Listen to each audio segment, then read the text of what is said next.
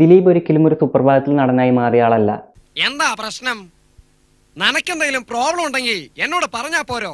Elappara LP സ്കൂളിലെ വെറും വാദിയാരായിരുന്നു ഇഞ്ചിക്കട്ട് രാമകൃഷ്ണനോട് ഒരേ ഒരു മോന ഈ ഞാൻ ശേഖരൻകുട്ടി.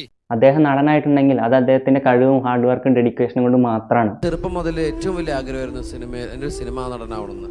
ചെറിയ വയസ്സ് മുതൽ അത് തന്നെയായിരുന്നു ഞാൻ പ്രാർത്ഥിക്കാറുണ്ടായിരുന്നു, എനിക്ക് സിനിമ നടനാവണം എന്നും എൻ്റെ പ്രാർത്ഥന അതായിരുന്നു.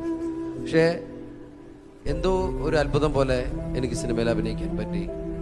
ഒരു കാലത്ത് മോഹൻലാൽ, മമ്മൂട്ടി, സുരേഷ് ഗോപി, ജയറാം എല്ലാവരും തിയേറ്ററിൽ ഗുണ്ടുകൾ പൊട്ടിച്ചപ്പോൾ മലയാളികൾക്ക് ആകെ ഒരു ആശ്വാസം ദിലീപ് മാത്രമായിരുന്നു. മിനിമം ഗ്യാരണ്ടി, അതാണ് ദിലീപ്. നമ്മൾ റിപ്പീറ്റ് വാല്യൂ ഉള്ള 10 മലയാളം മൂവീസ് എടുത്ത് നോക്കുകയെന്നുണ്ടെങ്കിൽ അതിൽ മിനിമം 3 പടങ്ങളിൽ ദിലീപിൻ്റെ ഉണ്ടാവും. ചില ക്യാരക്ടേഴ്സൊക്കെ ദിലീപിനെ കൊണ്ട് മാത്രമേ ചെയ്യാൻ പറ്റുള്ളൂ, നമുക്ക് വേറെ ഒരാളെ അവിടെ ചിന്തിക്കാൻ കൂടെ പറ്റില്ല. എക്സാമ്പിൾ പറയുകയാണെന്നുണ്ടെങ്കിൽ രാധ, അതായത് ചാന്തുപൊട്ടിലെ. വേറെ ഒരുപാട് പടങ്ങളുണ്ട് കേട്ടോ, കുഞ്ഞിക്കൂനൻ, ചക്കരമുത്ത്, പച്ചക്കുതിര. പക്ഷെ അതിലെല്ലാം ടോപ്പിൽ നിൽക്കണം ഒരാൾക്കും തൊടാൻ പറ്റാത്തൊരു ക്യാരക്ടർ എന്ന് പറഞ്ഞാൽ അത് ചാന്തുപൊട്ടിലെ രാധയാണ്. വെറുതെ ഒരു ദിവസം ജനപ്രിയ നായകൻ എന്നുള്ള പേര് വന്നല്ല, ജനങ്ങൾ ഇഷ്ടപ്പെട്ട് അറിഞ്ഞിട്ട് കൊടുത്ത പേരാണത്. അങ്ങനെ ജനപ്രിയ നായകനായിട്ടുള്ള ടയർ 1 ആക്ടേഴ്സിൽ ഒരാളായിട്ടുള്ള ദിലീപിന് എന്ത് പറ്റിയെന്ന് നമുക്ക് നോക്കാം. രാമലീലയ്ക്ക് ശേഷമാണ് ദിലീപിന്റെ ഡൗൺഫോൾ തുടങ്ങുന്നത്. അതിനൊരു റീസൺ കൂടി ഉണ്ട്, ആ ഒരു കേസ്. ഏറ്റവും പ്രധാനപ്പെട്ട വാർത്തയിലേക്ക് പ്രേക്ഷകരെ ക്ഷണിക്കുകയാണ്. നടൻ ദിലീപ് അറസ്റ്റിലായിരിക്കുന്നു. കുട്ടികളും ജനങ്ങളൊക്കെ ഒരുപാട് ഇഷ്ടപ്പെട്ടാണ് ദിലീപിനെ. ഈ കേസ് നന്നായിട്ട് എഫക്റ്റ് ചെയ്തു. അതുപോലെ ഒരുപാട് ഹേറ്റേഴ്സ് വന്നു. അതുകൊണ്ട് ദിലീപിന് ഒരുപാട് ഓഡിയൻസ് നഷ്ടപ്പെട്ടു എന്നുള്ളതിനേക്കാളും കൂടുതൽ നഷ്ടപ്പെടുത്തി എന്ന് വേണമെങ്കിൽ പറയാം. നിങ്ങൾ ജസ്റ്റ് ഒന്ന് ആലോചിച്ച് നോക്ക്, നിങ്ങളുടെ ഒപ്പം നടക്കണ എത്ര പേര് നിങ്ങളുടെ സക്സസ് ആഗ്രഹിക്കുന്നുണ്ടാവും. ജെന്യൂനായിട്ട് നമ്മൾ രക്ഷപ്പെടണം എന്ന് വിചാരിക്കുന്ന ആൾക്കാർ വിരലിലുണ്ടാവുന്നത് മാത്രമേ ഉണ്ടാവുള്ളൂ. ബാക്കിയുള്ളവരൊക്കെ നമ്മളൊന്ന് തിരിഞ്ഞു കഴിഞ്ഞാൽ നമുക്കിട്ട് എങ്ങനെ പണിയാന്ന് ആലോചിച്ച് നടക്കുന്ന ആൾക്കാരായിരിക്കും. എല്ലാ മേഖലയിലും കഴിവ് തെളിയിച്ചുകൊണ്ടിരിക്കുന്ന ദിലീപിന് അങ്ങനെ ഒരു പണി കിട്ടിയതാണെങ്കിലോ, ആ സമയത്താണ് ഈ മലയാളം ഫിലിം ഇൻഡസ്ട്രി എന്ന് പറയുന്നത് ഏറെക്കുറെ ദിലീപിൻ്റെ കൺട്രോളായിരുന്നു.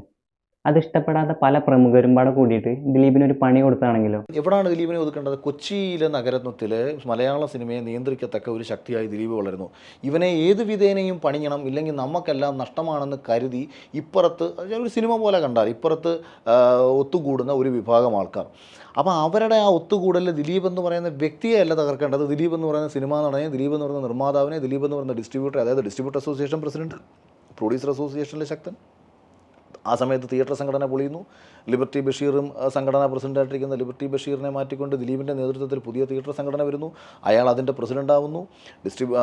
മലയാള സിനിമയുടെ ട്രഷറർ തുടങ്ങി സകല കാര്യങ്ങളിലും സ്ട്രോങ് ആയി നിൽക്കുന്ന ഒരാൾ, അയാളെ ഏത് വിധേനയും തകർക്കണം, അയാളുടെ കരിയർ ഇല്ലാതാക്കണം എന്ന് കരുതി നോക്കുന്ന ആൾക്കാർക്ക് ഒരു വലിയൊരു കാരണം കിട്ടുകയാണ്. ക്രൂരമായ കൊട്ടേഷൻ റേപ്പ്. ഏത് കൊട്ടേഷൻ റേപ്പ്? അങ്ങനെ ഒരു കൊട്ടേഷൻ റേപ്പ് ഇല്ല, കോടതി തെളിയിച്ചിട്ടില്ല. ശ്രീ ദിലീപിന്റെ കേസ് നടക്കുന്നേ ഉള്ളൂ. ശ്രീ ദിലീപ് അഗ്നിശുദ്ധി നടത്തി തിരിച്ചു വരുമെന്ന കാര്യത്തിൽ എനിക്ക് യാതൊരു സംശയവുമില്ല. കേസ് പഠിച്ച ആർക്കും അറിയാം അത് കള്ളക്കേസാണ്. അങ്ങനെ പ്രതി ചേർക്കപ്പെട്ട ഫെബ്രുവരിയിൽ നടന്ന സംഭവം ജൂണിലാണ് പുള്ളിയെ പ്രതി ചേർക്കപ്പെട്ടത്. ഇത് ശരിക്കും അയാളെ കൊടുക്കുകയായിരുന്നു ഇതിൻ്റെ അകത്ത്. എന്നാൽ വിശ്വസിക്കുന്ന ഒരാളാണ് ഞാൻ. അയാൾക്ക് ഇതിൻ്റെ അകത്ത് 100% പങ്കില്ല എന്ന് വിശ്വസിക്കുന്ന, അയാളെ കൊണ്ട് അങ്ങനത്തെ ഒരു കാര്യം ചെയ്യാൻ പറ്റില്ല എന്ന് വിശ്വസിക്കുന്ന ഒരാളാണ്. അല്ല, അങ്ങനെ കൊടുക്കണമെന്നുണ്ടെങ്കിൽ അതിനൊരു മോട്ടീവ് അല്ലെങ്കിൽ കാണുമായിരിക്കുമല്ലോ, അതിൻ്റെ പിന്നിൽ ആരെങ്കിലും കാണുമായിരിക്കുമല്ലോ. അത് ഞാൻ പറയാൻ പാടില്ല. അത് ഈ രംഗത്തുള്ള ആൾക്കാരായിരിക്കും എന്ന് സംശയമുണ്ടോ? രംഗത്തുള്ള ആൾക്കാരാവണമെന്നില്ല, രംഗത്തുള്ള ആൾക്കാരും ആവാം, അല്ലാതെ വെളിയിൽ നിന്നുള്ളവരും ചേർന്നാവാം. ദിലീപ് അങ്ങനെ ചെയ്യും എന്ന് ഞാൻ വിശ്വസിക്കുന്നില്ല. അപ്പോഴൊക്കെ ഞാൻ ഒറ്റ കാര്യമേ ആലോചിച്ചിട്ടുള്ളൂ, ഞാൻ ആരെയും കുറ്റപ്പെടുത്തുകയാണെന്ന് പറയരുത്. ഇപ്പോൾ തന്നെയും നമ്മുടെ വീട്ടിലൊരു കൊച്ചുകുട്ടികളായിക്കോട്ടെ, യുവതികളായിക്കോട്ടെ, അല്പം പ്രായമുള്ളവരായിക്കോട്ടെ, സന്ധ്യയ്ക്ക് ശേഷം വീട്ടിലൊരു കാറിൽ പരിചയമില്ലാത്തൊരു കാറിൻ്റെ കൂടെ ആരെങ്കിലും ഒരു പെണ്ണിനെ പറഞ്ഞയക്കുമോ? പറഞ്ഞത് ഇന്നും ആ കേസ് തെളിയിക്കുന്നത് വരെ ദിലീപേട്ടന്റെ കൂടെ അദ്ദേഹത്തിനെ സപ്പോർട്ട് ചെയ്യാൻ ആഗ്രഹിക്കുന്ന ആളുകളുടെ കൂടെ തന്നെയാണ് ഞാനും. ഈ കേസിനകത്ത് പ്രതി അല്ലാത്ത ഒരു വ്യക്തിയെ കുടുക്കിയതാണ് എന്നുള്ള എന്റെ ഉത്തമ ബോധ്യത്തിന് ദിലീപ് നിരപരാധിയാണെന്നാണ് ഞാൻ വിശ്വസിക്കുന്നത്. ഞാൻ ആത്മാർത്ഥമായിട്ട് വിശ്വസിക്കുന്നുണ്ട് ഇയാളല്ല ഇത് ചെയ്തത്.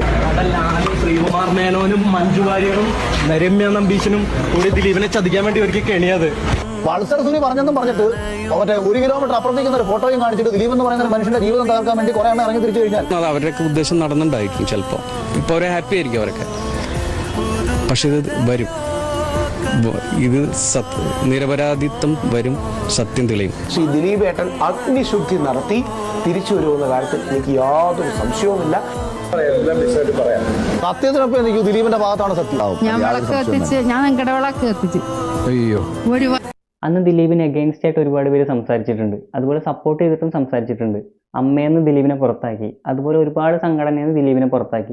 ഞാൻ ദിലീപിനെ വിളിക്കുകയും അമ്മയുടെ ഭാഗത്തുനിന്ന് അദ്ദേഹത്തോട് ആവശ്യപ്പെടുകയും ചെയ്തു അദ്ദേഹത്തിൻ്റെ രാജി. അദ്ദേഹം രാജിവെച്ച കത്ത് ഞങ്ങളുടെ കയ്യിലുണ്ട്. അങ്ങനെ അദ്ദേഹത്തെ അമ്മയിൽ നിന്നിപ്പോൾ പുറത്താണ്. സഹപ്രവർത്തകയെ ആക്രമിച്ച കേസിൽ അറസ്റ്റിലായതിന്റെ തൊട്ടടുത്ത ദിവസം, അതായത് 2017 ഓഗസ്റ്റ് 11 ചേർന്ന യോഗത്തിലാണ് ദിലീപിനെ താരസംഘടനയിൽ നിന്ന് പുറത്താക്കുന്നത്.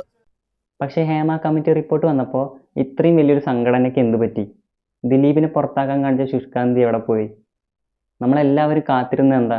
പക്ഷെ നമ്മളെല്ലാവരും കേട്ടതെന്താ? അപ്രതീക്ഷിതവും നാടകീയവുമായിരുന്നു അമ്മയിലെ കൂട്ടരാജി. പ്രതിസന്ധിയുടെ ആഴങ്ങളിലേക്ക് പതിച്ച സംഘടനയെ ഇനി നയിക്കാനില്ലെന്ന് ആദ്യം അറിയിച്ചത് പ്രസിഡന്റ് മോഹൻലാൽ. തെറ്റ് ചെയ്തിട്ടുണ്ടെങ്കിൽ ശിക്ഷിക്കപ്പെടണം. പക്ഷെ അയാൾ തെറ്റ് ചെയ്തിട്ടില്ലെങ്കിലോ? ഒരാളെ കുറ്റക്കാരനാക്കാൻ എളുപ്പമാണ്, പക്ഷെ അയാൾ കുറ്റവാളി അല്ലെങ്കിലോ? അന്ന് ഈ മീഡിയാസൊക്കെ ദിലീപിനെ പട്ടിക്ക് എല്ലും കഷ്ണം കിട്ടിയ രീതിക്ക് കടിച്ച് കീറി. ഒരു ദിവസം ദിലീപ് നിരപരാധിയാണെന്ന് പറഞ്ഞാൽ ഇവരൊക്കെ എന്ത് ചെയ്യും? കൈവിട്ട കല്ലും വാവിട്ട വാക്കും തിരിച്ചെടുക്കാൻ പറ്റില്ല. അത് ഓർത്താൻ നല്ലത്. പക്ഷേ ദിലീപിനെ ഇഷ്ടപ്പെടാൻ ഇതൊന്നല്ല കാരണം. ദിലീപ് നല്ലൊരു മനുഷ്യനാണ്, ഒരു മനുഷ്യ സ്നേഹിയും. ഒരുപാട് പേർക്ക് നല്ല ചെയ്തിട്ടുണ്ട്. അവരൊക്കെ പ്രാർത്ഥന എന്നും ദിലീപിൻ്റെ കൂടെ കാണുകയും ചെയ്യും. ദിലീപ് എന്ന് പറഞ്ഞാൽ നമ്മുടെ എന്താ പറയണേ, ഒരുപാട് ആൾക്കാരെ സഹായിക്കും. അത് പുള്ളി പരസ്യമായിട്ടൊന്നും അങ്ങനെ ഒരു സഹായം കൊടുക്കുന്ന ആളല്ല.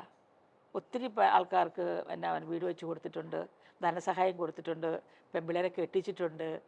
അങ്ങനെ കുറേ സഹായങ്ങൾ ദിലീപ് ചെയ്തുള്ളത് എനിക്കറിയാം. ഈ ഒരു കേസാണ് ദിലീപിൻ്റെ കരിയറിനെ ബാധിച്ചതെന്ന് വെച്ച് കഴിഞ്ഞാൽ യെസ്, ഏറെക്കുറെ. പക്ഷെ അത് മാത്രമല്ല, പണ്ടത്തെ പോലെ സ്ലാപ്സ്റ്റിക് കോമഡികൾ ഇപ്പം അങ്ങനെ ആൾക്കാർക്ക് ഇഷ്ടപ്പെടുന്നില്ല. പല കൊമേഡിയൻസും ട്രാക്ക് മാറ്റി പിടിച്ചപ്പോഴും ദിലീപ് ഇപ്പോഴും പഴയ ട്രാക്ക് തന്നെയാണ്. പണ്ടത്തെ പല ലെജൻസും ഇപ്പോൾ ദിലീപിൻ്റെ കൂടെ ഇല്ല. എക്സാമ്പിൾ പറയുകയാണെങ്കിൽ കലോപം മണി, കൊച്ചിൻ ഹനീഫ, ഹരിശ്രീ അശോകൻ, ഇന്ദ്രൻസ്, സലീം കുമാർ, ഇവരെല്ലാം. പിന്നെ പണ്ടത്തെ പോലെയല്ല ഇപ്പോൾ. നായകനെ നോക്കി സിനിമ കാണാൻ പോണ കാലമൊക്കെ കഴിഞ്ഞു. കൊറോണ ടൈമിന് ശേഷം ഇപ്പോൾ ആൾക്കാർ സിനിമ കാണാൻ പോണത് ഡയറക്ടർ ആരാ, മ്യൂസിക് ഡയറക്ടർ ആരാ, സ്ക്രിപ്റ്റ് ആരാ എന്നൊക്കെ നോക്കിയിട്ടാണ്. പ്രേക്ഷകർ വളരെ സെലക്റ്റീവായിട്ട് സിനിമകൾ കാണുന്ന ഈ ഒരു കാലത്ത് ദിലീപ് പഴയ പോലെ സ്ലാപ്സ്റ്റിക് കോമഡി ആയിട്ട് വന്നു കഴിഞ്ഞാൽ അതൊരിക്കലും ശരിയാവില്ല. മോഹൻലാലും ദിലീപൊക്കെ പഴയ വിൻറ്റേജ് പടങ്ങൾ റീക്രിയേറ്റ് ചെയ്യാനാണ് നോക്കിക്കൊണ്ടിരിക്കുന്നത്. പക്ഷേ പ്രേക്ഷകർക്ക് ഒരിക്കലും അത് ഇഷ്ടപ്പെടില്ല. കാരണം അവരാഗ്രഹിക്കുന്നത് പഴയ നിങ്ങളെ കാണാനല്ല, പുതിയ നിങ്ങളെ കാണാനാണ്. പഴയ നിങ്ങളെ കാണുന്നുണ്ടെങ്കിൽ പഴയ പടങ്ങളെടുത്ത് കണ്ടാൽ പോരെ. വിൻറ്റേജ് എന്ന് പറഞ്ഞിട്ട് സിനിമയിൽ പല കോപ്രായങ്ങൾ കാണിച്ചു വെച്ചിട്ടും കാര്യമില്ല. കാലത്തിനനുസരിച്ചുള്ള ചേഞ്ച് വരണം, ട്രെൻഡിനനുസരിച്ച് മാറാൻ പഠിക്കണം. എന്നാലാണ് പടങ്ങൾ ഹിറ്റാവുള്ളൂ. തങ്കമണിയും ബാന്ദ്രയൊക്കെ OTT റൈറ്റ്സ് പോലും കിട്ടാതെ പെട്ടിയിലിരിക്കുക. ഇനിയിപ്പോൾ OTT ഇറങ്ങിയിട്ടും കാര്യമൊന്നുമില്ല, ആരും കാണാനൊന്നും പോകണില്ല. അത്രയ്ക്ക് നന്നു. ദിലീപിന് പിന്നെ അഭിനയിക്കാനൊന്നും ആരും പഠിപ്പിച്ചു കൊടുക്കണ്ട. നല്ല രീതിക്ക് അറിയാം, രാക്ഷസ നടികറാണ്. ആകെ ഒരു പ്രശ്നം എന്ന് പറഞ്ഞു കഴിഞ്ഞാൽ അത് സ്ക്രിപ്റ്റ് സെലക്ഷനാണ്. ഈ ക്രിഞ്ച് കോമഡിയൊക്കെ ഒഴിവാക്കിയിട്ട് നല്ല രീതിക്കുള്ള സീരിയസ് റോളുകൾ ചെയ്തു കഴിഞ്ഞാൽ ദിലീപിനൊരു മാസ് കംബാക്ക് പ്രതീക്ഷിക്കാം. പറക്കും പപ്പനും ബബ്ബയൊക്കെ അതിനുള്ള ബെസ്റ്റ് എക്സാമ്പിൾ ആയിരിക്കും. ദിലീപ് പഴയതിലും പവർഫുള്ളായിട്ട് തിരിച്ചു വരണം. ജനപ്രിയ നായകൻ്റെ തിരിച്ചുവരവ് പലരും പ്രതീക്ഷിച്ചിരിക്കുന്നുണ്ട്. Hope for the best.